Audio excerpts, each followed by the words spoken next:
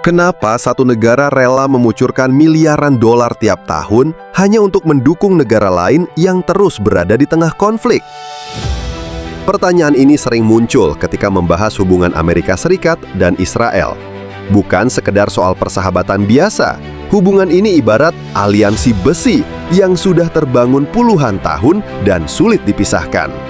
Dari luar, terlihat seperti dukungan tanpa syarat. Tapi jika ditelusuri lebih dalam, ada kepentingan besar yang bermain di baliknya. Amerika tidak hanya melihat Israel sebagai sekutu, tetapi sebagai titik kunci dalam menjaga pengaruhnya di kawasan Timur Tengah yang penuh ketegangan.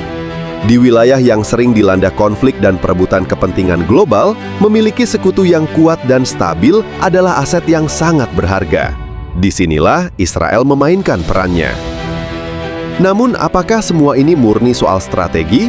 Atau ada faktor lain yang lebih dalam yang membuat Amerika begitu konsisten mendukung Israel?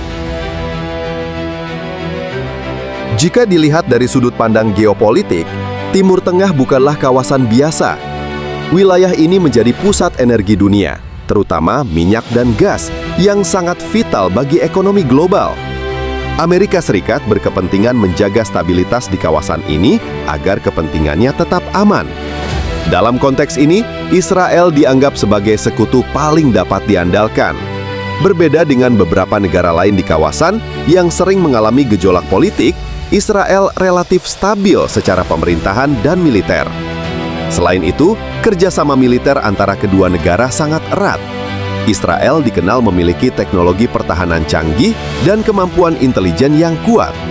Informasi yang mereka kumpulkan seringkali menjadi aset penting bagi Amerika dalam menghadapi ancaman global seperti terorisme. Hubungan ini bukan satu arah, melainkan simbiosis yang saling menguntungkan.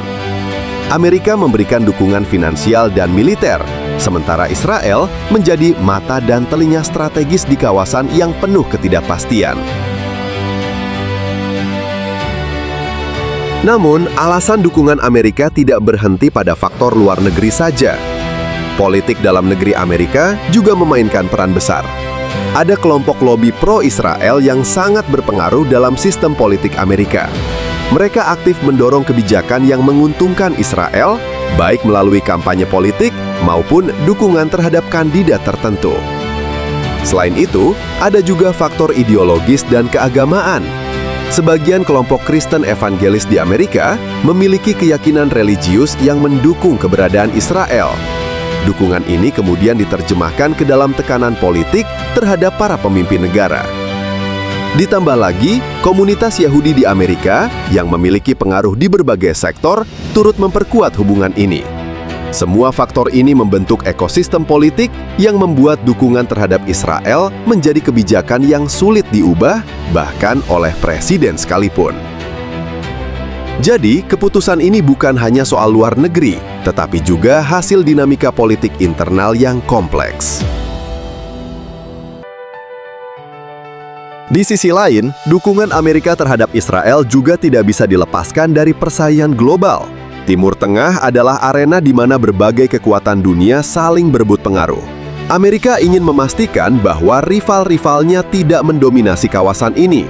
Dalam konteks ini, Israel menjadi mitra penting untuk menghadapi ancaman dari negara-negara yang berseberangan kepentingan, seperti Iran. Dengan memperkuat Israel, Amerika secara tidak langsung memperkuat posisinya dalam peta kekuatan global. Namun, hubungan ini juga memicu kontroversi dan kritik dari banyak pihak di dunia. Banyak yang menilai dukungan tersebut terlalu berat sebelah dan memperpanjang konflik di kawasan. Meski begitu, dari sudut pandang Amerika, keputusan ini adalah bagian dari strategi besar yang sudah diperhitungkan matang. Pada akhirnya, hubungan Amerika dan Israel adalah kombinasi rumit antara kepentingan, nilai, dan kekuatan yang saling terkait dan terus berkembang seiring waktu.